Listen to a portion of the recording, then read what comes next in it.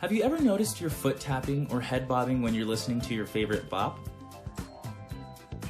In today's episode, we're going to be talking about beat, why it's important in pop music, how it varies on style, and why you can't stop moving when you hear a good one.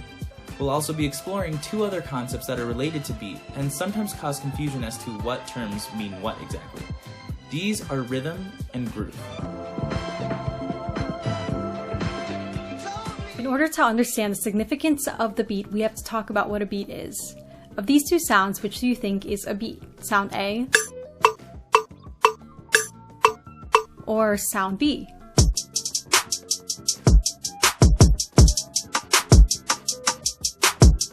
The answer is both. Now, how are these two related?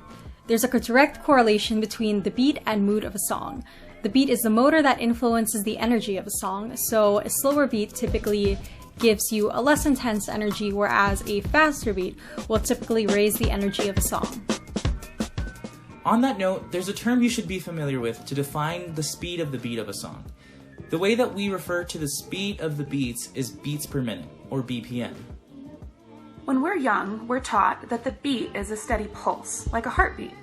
However, as we get older, we start to understand the beat in a different way. What you're hearing right now is a steady repeating pulse. That is what we may regard as the beat of the song. In this sense, the beat is kind of like the backbone of the music, the most basic division of time. The beats are in common time, also known as 4/4. This means that there are 4 strong beats in the measure. You can read more about what a measure is by clicking the link in the description below. We're going to explore the 3 basic percussive elements that make up the backbeat. This particular beat is the basis for many beats in popular music. The kick drum is the driving force of the beat, usually playing on every beat. From disco to pop to rock, the role of the kick drum is to keep the underlying pulse of the music going. It is typically the lowest pitched part of the drum kit. The low sound creates a sensation of pumping that you feel in your chest, reminiscent of a heartbeat when the bass is turned up. Here's an example of a kick drum.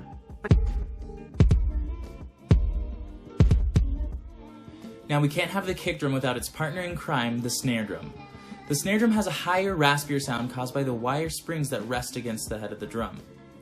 The snare drum usually plays on beats 2 and 4, what we call the backbeat, creating a sense of momentum along with the kick drum, which is more prominent on beats 1 and 3. Here's an example of what this sounds like. The sound that results from the snare and kick drums hitting on contrasting beats combines to form a different rhythm. And speaking of, now's probably a good time to define what rhythm is. So while there are a lot of things that qualify as rhythm, for example, the steady pulse from earlier, which technically qualifies as a rhythm, but for right now, we're going to define rhythm as different ways of dividing up the same amount of time. The snare has a rhythmic function when coupled with the kick drum.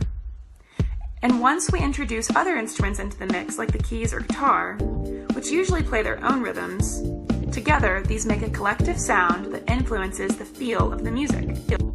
As you can hear, the kick drum and the snare drum create the foundation for the beat and a first layer of rhythms. In order to create the groove, as we mentioned earlier, we need the hi-hat. The hi-hat is a pair of cymbals that are pushed together or pulled apart using a foot pedal, producing a closed or open sound. The kick drum and the snare drum typically play the same rhythm throughout the song to hold down the pulse. The hi-hat, while also playing a part in the repetitive beat, is usually used with more varying rhythms. When we hear the beat, we don't just hear the drum kit.